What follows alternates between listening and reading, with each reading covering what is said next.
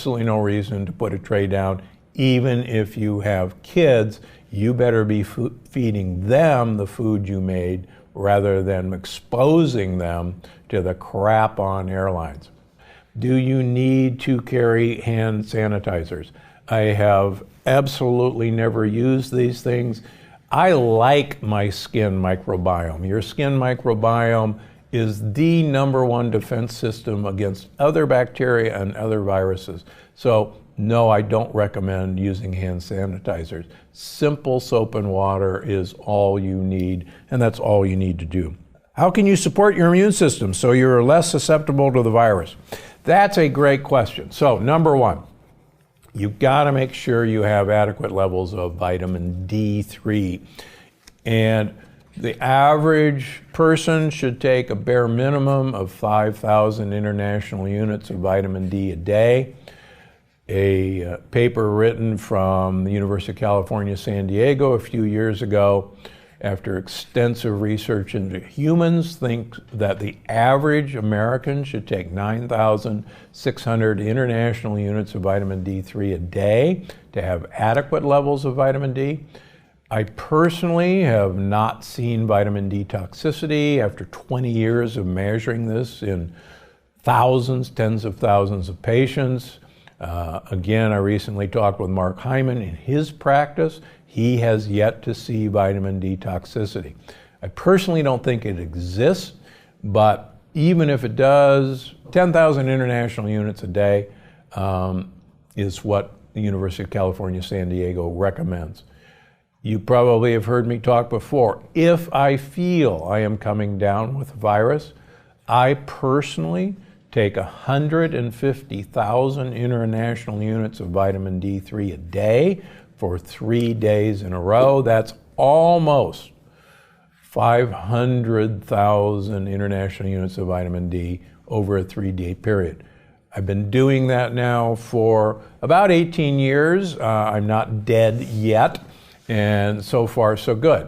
Now the second thing you can do, and this actually harkens back to Linus Pauling's research. Linus Pauling is the famous vitamin C doctor. He won 2 Nobel Prizes in physics, but he believed, and there's very excellent evidence, that IV vitamin C is one of the most effective combatants against viral illnesses. And quite frankly, in some of my patients with severe pneumonia from the SARS virus, I actually gave them intravenous vitamin C continuously in the ICU.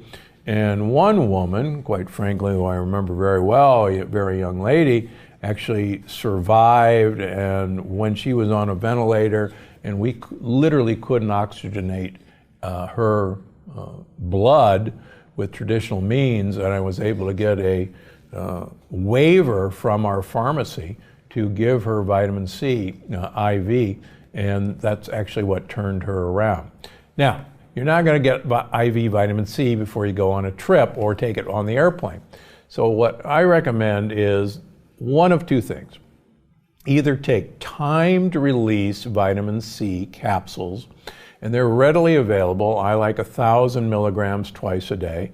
But if you don't have that, go to any drugstore, any health food store, get the chewable vitamin C tablets. They come in 500 milligrams. And chew 500 milligrams of vitamin C at least 4 times a day. Here's the problem with vitamin C. It's water soluble, and we excrete the dose literally after 2 to 3 hours. So then it's gone. So you always have to replenish your vitamin C.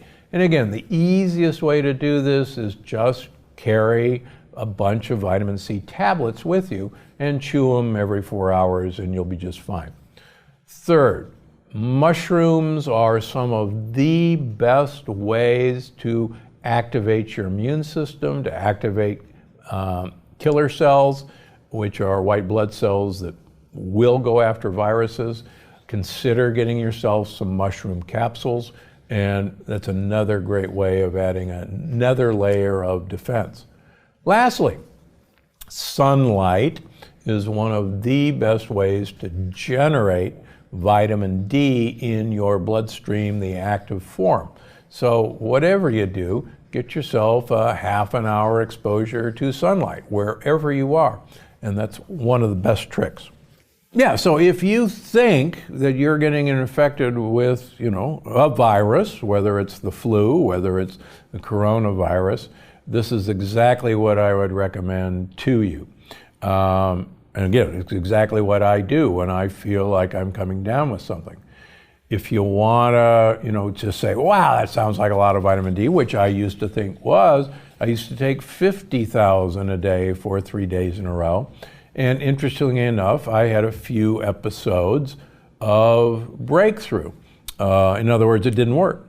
And so I talked with one of my colleagues in Texas, Dr. Osborne, who said, that's much too low a dose. No wonder. You should be taking 150,000 a day. I said, wow, that's a lot. And he said, oh, that's actually what you need to work. Vitamin D is actually one of the best antiviral hormones there is, and it's a hormone, it's not a vitamin. It's good for what ails you or what might get you. At Mrs. Bry Marie, here the genome of the virus shows it is man-altered with a snip of a